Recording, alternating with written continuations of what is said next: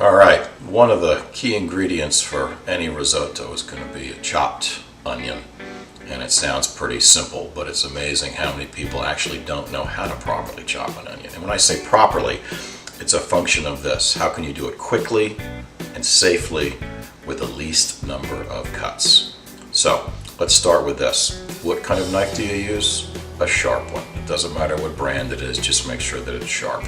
And by sharp, I mean sharp enough so that you can cut right through the exterior of the onion and you can chop it just to your desired size. We're also going to always give the blade a little bit of an edge, but we're also going to make the choice of the size of knife. I don't need to use such a big knife if I chop it properly. We're just going to use a paring knife.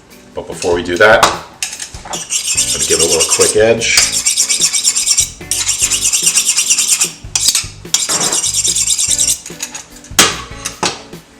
Now, let me show you how to do this. Okay, first and foremost, we're using a yellow onion. You can use other types of onion. I wouldn't use anything that's red or has any other color to it. I would avoid anything sweet. Just a standard yellow onion is fine. And this is medium in size. Remove any obvious loose pieces like this. And then you can tell there's two ends. There's the tip and there's the stem. The stem is what was attached to the plant, whereas this is the exterior part. We start by removing the exterior part, and we just peel.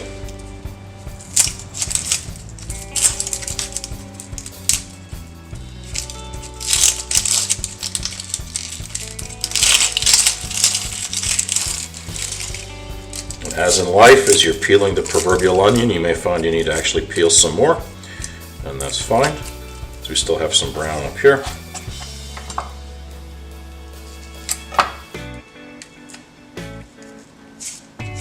And away it comes. Yeah, the brown part is just the dried skin. It's not going to hurt you, but it doesn't taste great, so you just want to be sure you remove all that. And now we have to cut it. And this is where it gets, frankly, easy if you have a sharp knife and you do this properly. You don't need to chop this 100 times to get the desired sizing.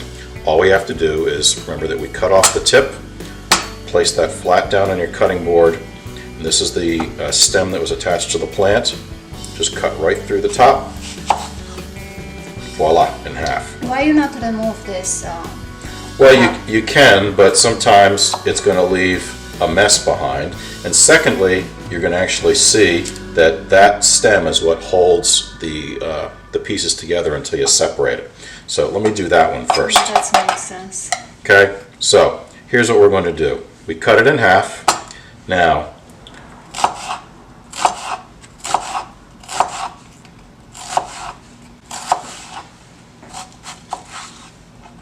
and then go the opposite way. It seems like the knife is very sharp. Yeah, sharp enough.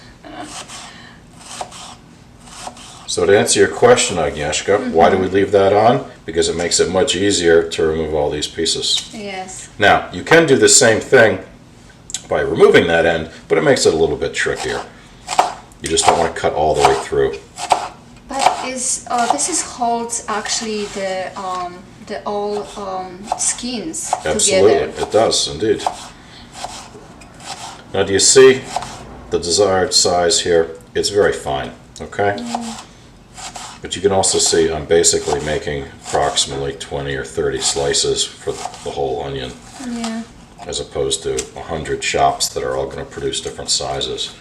So this is what you want in terms of size, okay? Because each one of these little pieces is what breaks down and becomes part of your risotto. And it's almost indistinguishable from the grain of arborio rice. Okay? Looks great. That is how you chop a yellow onion. In this case, we're using it for risotto Milanese, but it could be the same case for any dish. Of course, you might want to have larger pieces, and that would be fine. You'd use the same process, you just wouldn't make as many cuts.